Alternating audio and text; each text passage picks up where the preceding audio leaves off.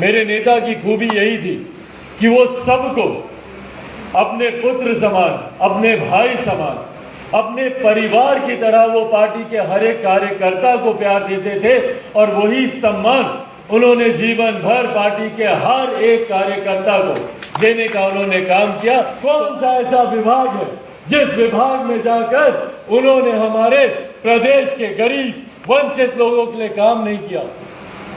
VP Singh ji की सरकार में जब उन्हें श्रम एवं कल्याण मंत्री के जब उन्हें जिम्मेदारी मिली, उस विभाग में उनसे जितना हो पाया उन्होंने करने का काम किया। हमारे नेता आदरणीय रामविलास पासवान जी का जो अंतिम सपना था, जिसे वो संकल्प के तौर पर हम लोगों को सौंप कर गए हैं, उनका पुत्र होने के नाते शायद मुझसे बेहतर और कोई इस बात को नहीं जानता कि अपने जीवन के अंतिम दिनों में, अंतिम घड़ियों में, जब स्वास्थ्य उनका साथ नहीं देता था, जब शरीर उनका साथ नहीं देता था, उस वक्त भी सिर्फ बिहार और बिहारियों की चिंता उनके दिमाग में रहती थी।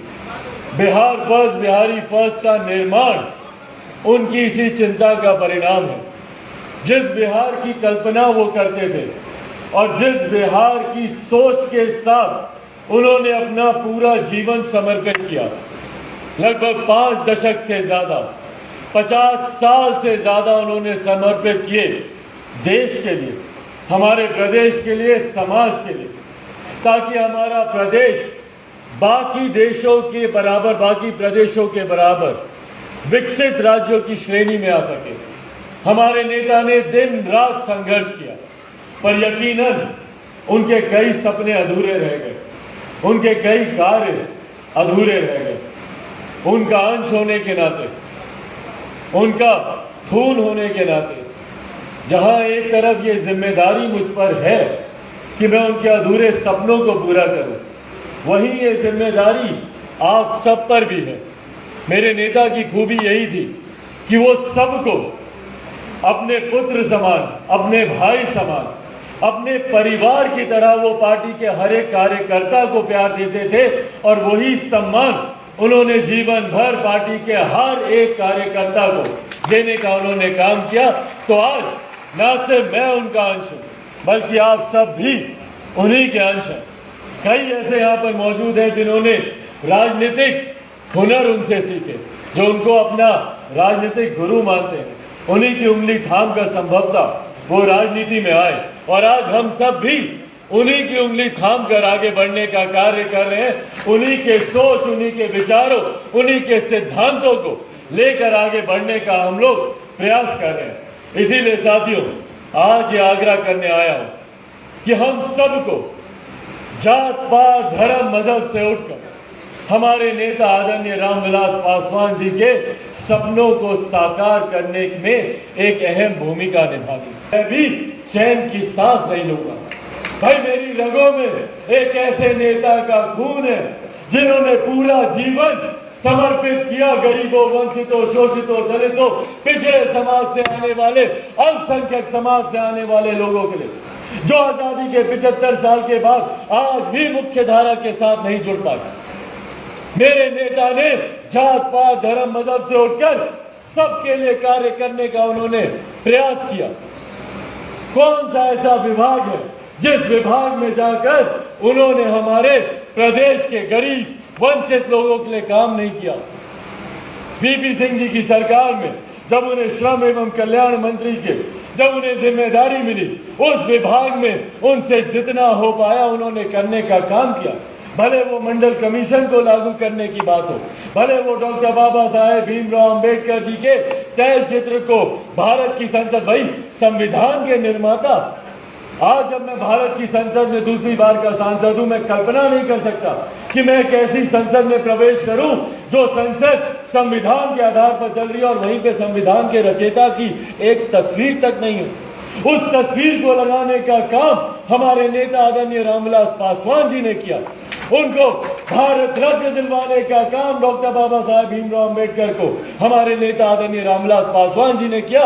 उनके जन्म दिवस पर छुट्टी की घोषणा करने का काम हमारे नेता आदरणीय रामविलास पासवान जी ने किया। कौन सी ऐसी जाति, ऐसा धर्म है प्रॉफेट मोहम्मद साहब के जन्म दिवस पर छुट्टी की घोषणा करने का काम हमारे नेता आदरणीय रामविलास पासवान जी ने किया। जब जब जिस विभाग में गए, उस विभाग में, रेल विभाग में गए हो, स्टील एवं केमिकल उसमें गए हो, कम्युनिकेशन में गए हो, आज ये मोबाइल फोन भैया जो सबके हाथों में दिख रहा है। मुझे याद है जब वो संचार मंत्री बने थे, उस वक्त उन्होंने एक बयान दिया था और उनके बयान का उस वक्त बहुत मजाक उड़ाया गया था उस वक्त के लोगों के द्वारा। उस वक्त उन्होंने कहा था कि मैं एक ऐसे दिन की कल्पना करता हूं जब ये मोबाइल फोन हर रिक्शा वाला, ठेला वाला, गरीब आदमी के हाथ में ये मोबाइल फोन पहुंचे। बैगन के भाव में चाहता हूं कि मोबाइल फोन बिके। और ये बयान उन्होंने उस वक्त दिया था जब इनकमिंग कॉल में भी आपको 30 रुपया, 32 रुपया आपको पैसा देना पड़ता था। उस वक्त किसी ने नहीं सोचा था कि मोबाइल फोन का दाम इतना कम होगा। और आज हकीकत है उनकी सोच। आज गरीब से गरीब आदमी के हाथ में अगर मोबाइल फोन पहुंचा है तो ये हमारे नेता आदरणीय रामविलास पासवान जी की देन है, उनकी सोच है। आज गरीब आदमी 81 करोड़ लोग आज अगर मुफ्त में राशन खा रहे हैं, अगर उनको आज मुफ्त में राशन मिल पा रहा है, ये हमारे नेता की ही सोच है।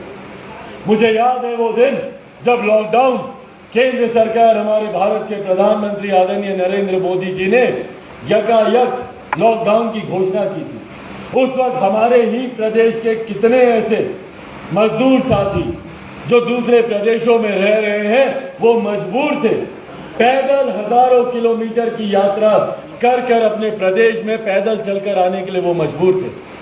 ये चिंता मैंने मेरे नेता के चेहरे पर देखी। ये वही समय है जब उनका श्वास गिर रहा था। ये वही समय है जब अगर वो अस्पताल चले जाते तो संभवतः आज वो हम लोग के बीच होते, पर उन्होंने अस्पताल जाने से इनकार किया। दिनों दिन तक घर पर रहकर अधिकारियों को बुलाकर इस बात की, इस योजना के निर्माण में वो लगे रहे कि किस तरीके से इन लोगों की हम लोग मदद कर सकते हैं जो सड़क पर पूरे परिवार के साथ, मासूम छोटे बच्चों के साथ सैकड़ों हजारों किलोमीटर की यात्रा कर अपने गांव जा रहे हैं। मेरे नेता को चिंता थी कि ये लोग खाएंगे कहाँ, रास्ते में इनको खाने के लिए मिलेगा कहाँ से। उस वक्त हमारे नेता ने तमाम अधिकारियों के साथ, अपने मंत्रालय उनके साथ बैठकर उन्होंने प्रधानमंत्री गरीब जन कल्याण अन्न योजना का निर्माण किया।